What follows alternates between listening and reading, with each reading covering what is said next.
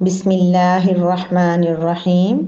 फ़ा फिर, इन अगर, इंतहाउ वो बाज आ जाएं, फ़ा तो, इन्ना बेशक, अल्लाह अल्लाह ताला, गफ़ूरुन बख्शने वाला, रहीम रहम फरमाने वाला है।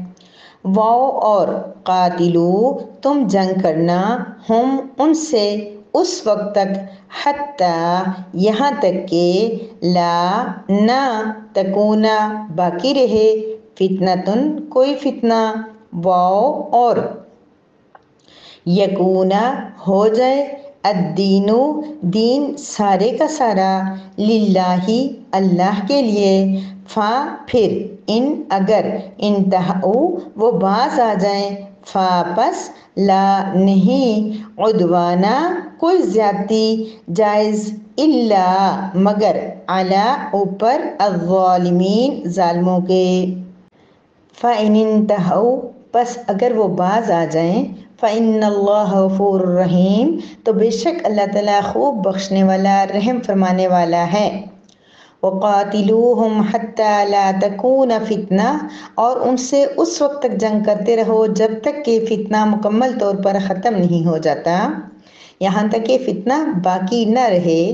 व यकून अद्दीनु लिल्लाह और दीन सारे का सारा अल्लाह का हो जाए। फ़इन इंतहौ फला उद्वान इल्ला अला ज़ालिमीन बस अगर वो बाज आ जाएं तो जालिमों के सिवा किसी पर कोई ज्यादती नहीं होनी चाहिए।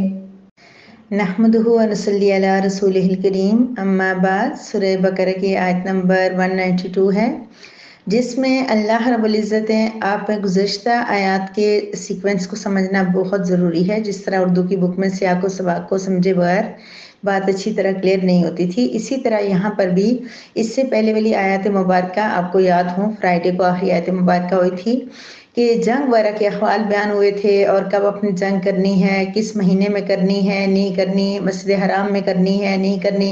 यानी अल्लाह पाक का हुक्म आपको याद होगा कि मस्जिद हराम में या हुर्मत वाले महीनों में जंग करना मना है।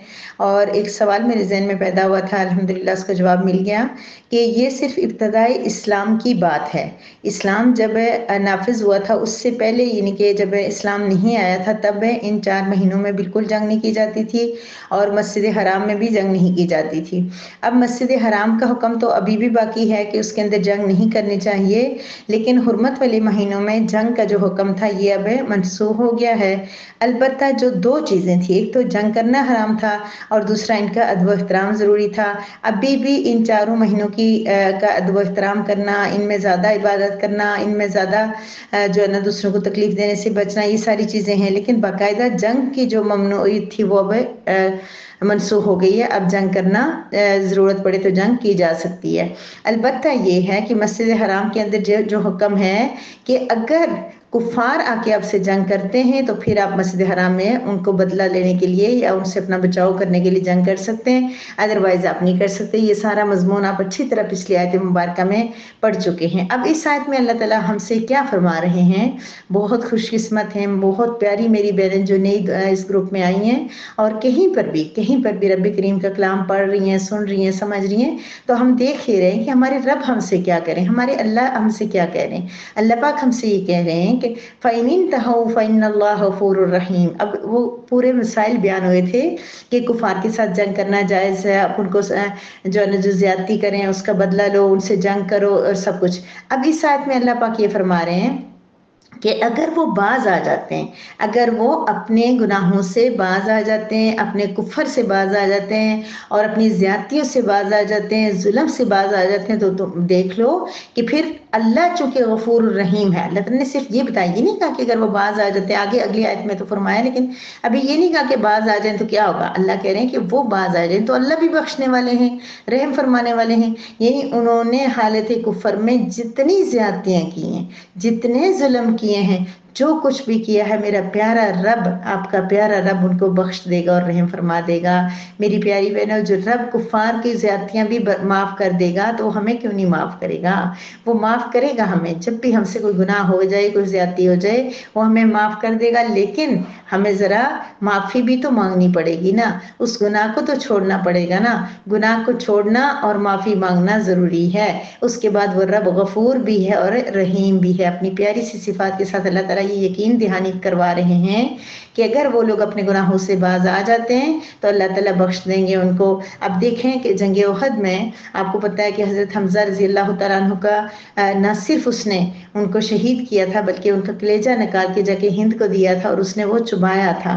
तसव्वुर करें, हम तसव्वुर भी नहीं इस गुनाह का कर सकते। इस ज़्यादती पे हम माफ़ करें। हमें तो छोटी छोटी ज़्यादतियाँ, अगर हमसे कोई छोटा सा कोई हमें हर्ट कर दे तो सालों लग जाते हैं हमें उस बात को भूलने में, उस दुख को कवर करने में, लेकिन वो सारे दुख भी दर्द भी हमारे नबी ने जो भुला दिए। और यहाँ तक कि वो वहशी जो जिसने शहीद किया था, वो लेके गया था, वो मुसलमान हो गया था। तो जब नबी करीम सल्लल्लाहु अलैहि वसल्लम के सामने आता था तो आका उससे कहते थे कि आप इस्लाम ले आए हो, आपको अल्लाह ताला ने बख्श दिया है, लेकिन मेरे सामने कम आया करो। आप मेरे सामने आते हो तो मुझे अपने चचा की याद आ जाती है।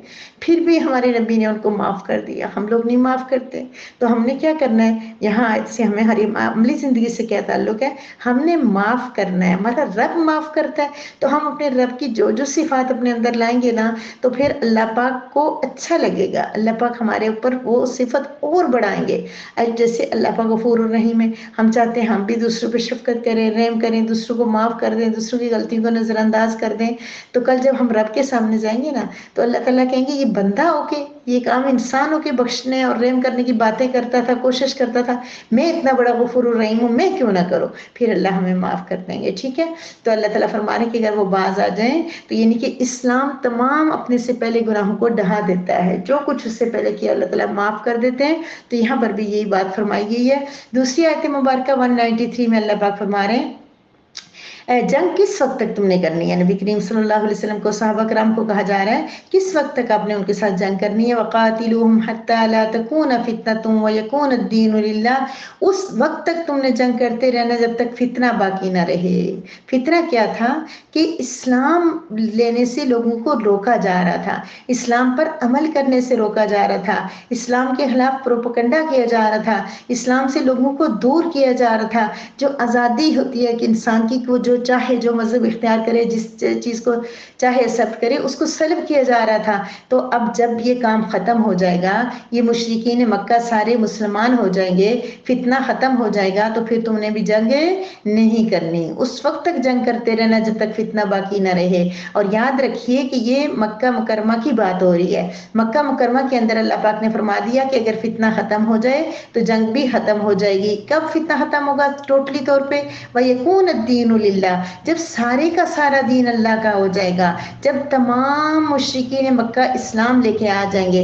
एक और बात अच्छी तरीके से आप समझ लें, इस आयत मुबारक में जो बताई जा रही है, देखें कि अगर दुनिया के किसी मुल्क में भी अगर कुफार रहते हैं तो सिर्फ इस वजह से हम जंग नहीं कर सकते कि यहाँ पे काफिर रहते हैं, या हमारे मुल्क में अगर किसी इस्लामी मुल्क में काफिर रहें तो हम इस वजह से उनको नहीं मार सकते कि ये काफिर है। हमारा मज़हब बहुत खूबसूरत है, बहुत प्यारा है। हाँ, जब कभी उनसे फितने का अंदेशा होगा, जब वो दीन को नुकसान पहुंचाने की कोशिश जैसे आए तो पूरी दुनिया पे हम लोग हमला करें तो जायज़ है, क्योंकि पूरी दुनिया इस्लाम के खिलाफ हुई है। इस्लाम को उन्होंने जो है ना बहुत ज़्यादा नुकसान पहुंचा रहे, फितना ही फितना है।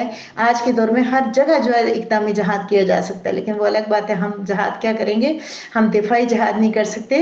लेकिन ये है कि अगर कहीं मुसलमान वो कुफार ऐसे हैं कि बिल्कुल कोई भी वो नुकसान नहीं पहुंचा रहे, अपने काम से काम रख रहे हैं, अपने मुल्क की बस उसमें लगे हुए हैं, और किसी इस्लाम को उन्होंने कुछ होते हैं इस तरह लिबरल, जो मर्जी जो अपने इस्लाम पे अमल करे, कोई किसका कोई मजहब है, कोई किसी तरह का खतरा नहीं, तो उनसे जंग नहीं की जा सकती। और इसी तरह ऐसे फर्दन इनफरादी तौर पर कुछ अफराद ऐसे हों जो काफिर हों लेकिन उनसे इस्लाम को कोई अंदेशा ना हो, तो वो इस्लामी ममलिकत के अंदर जिजिया दे के, टैक्स दे के, जिजिया दे के, टैक्स तो हर शहरी देता है, जिजिया दे के वो वहाँ पे रह सकते हैं। उनको कत्ल करना जायज़ नहीं होता, और उनको भी तमाम मुसलमानों की तरह उस मुल्क के शहरी होने की वजह से तमाम تمام حقوق ملیں گے. لیکن یہاں پہ فرق کیا ہے؟ اس آیت مبارکہ کے ضمن میں یہ بات سمجھ لیں کہ چونکہ مکہ مکرمہ اور مدینہ منورہ سرزمین اسلام ہے، وہاں سے اسلام سٹارٹ ہوا، وہاں اللہ کے نبی آئے، ان لوگوں نے نبی کو اپنی آنکھوں سے دیکھا، معجزات کو دیکھا، قرآن ان کے سامنے ایک ایک آیت کر کے نازل ہوا. اس لیے اللہ پاک نے یہ اصول بنا دیا، اللہ کی مرضی، اللہ کی سرزمین، کہ سرزمین عرب جو سعودی عرب کا ملک ہے، اس کے اندر دین ہی ہونا چاہیے، اس کے اندر کفار نہیں ہونے چاہیے. جزیہ دے کر بھی یہاں پر کافر نہیں رہیں گے.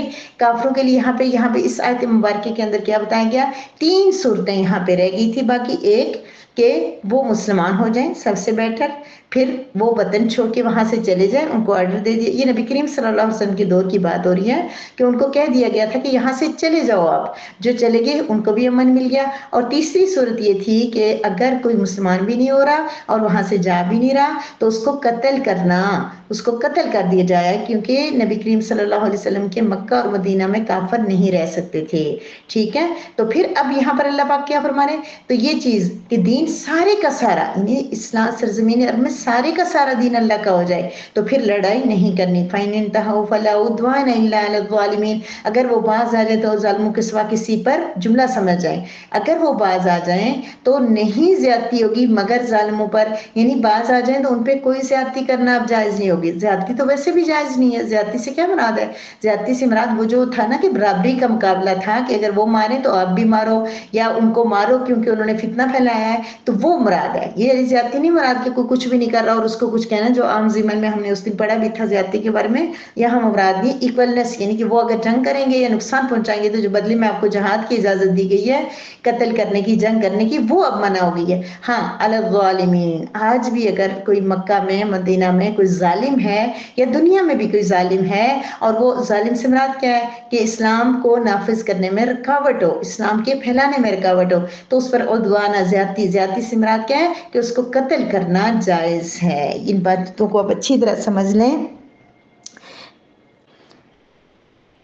یہ آیات مدنی دور کے ابتدا میں نازل ہوئی ہیں. ٹھیک ہے، یہ مدنی دور میں اللہ پاک نبی کریم صلی اللہ علیہ وسلم کو یہ اشارے دے رہے ہیں کہ تم جو واپس مکہ میں جاؤ گے اور جنگ ہوگی اور اس کے بعد فتنہ مکمل طور پہ ختم ہو جائے گا اور پھر وہاں پہ آپ کو فتح ملے گی. یہاں بشارت دی جا رہی ہے گویا کہ. اور یہ پوری جو بحث ہے سرزمین عرب کے بارے میں ہے، مسجد حرام کی بحث ہو رہی ہے. جو آج کل کی آیات، گزشتہ آیات میں اور اگلی بھی کچھ آیات میں ہم پڑھیں گے، یہ مسجد حرام کی بات ہو رہی ہے اور سرزمین عرب کی بات ہو رہی ہے.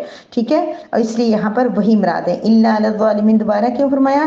اللہ پاک یاد کروا رہے ہیں کہ ظالموں سے جنگ کرنا جائز ہے، ظالموں سے جنگ کرنا جائز ہے. تو ہم نے کس سے جنگ کرنی ہے؟ ہمارے پاس جنگ کا کوئی آپشن نہیں ہے. ہم نے اپنے نفس کے خلاف، اپنے گناہوں کے خلاف، اپنی انا کے خلاف، اپنے ضد اور تعصب کے خلاف، اپنی جو الجھنیں ہیں اور دوسروں کے بارے میں ہمارے دل میں جو دکھ اور سکھ آئے ہیں، جو ہمیں بہت مظلوم بننے کا شوق ہے، اس سب کے خلاف ہم نے جنگ کرنی ہے. اور صرف ہماری زندگی کا مقصد اپنے رب کی رضا بنانا ہے. وآخر دعوانا ان الحمد للہ رب العالمین.